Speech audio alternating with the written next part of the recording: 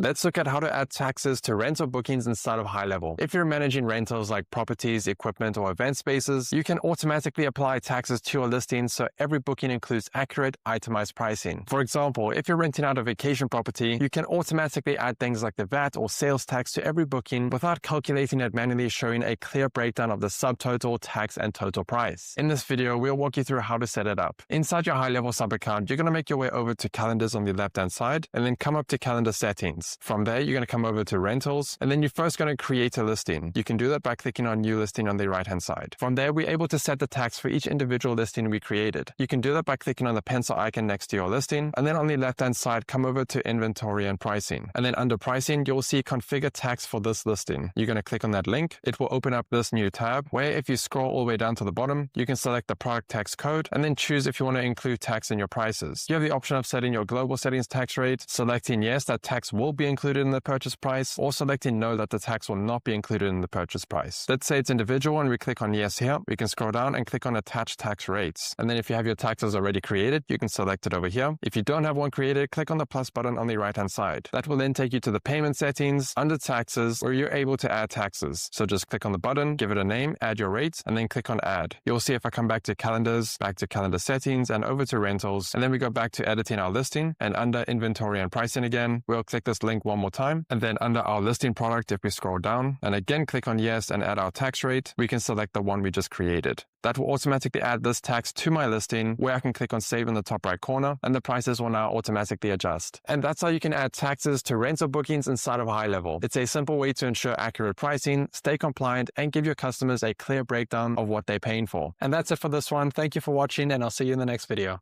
For more information about this or other features, be sure to check out the Content Army YouTube playlist, the Help Docs, or the Did You Know blog. The link's on the description below.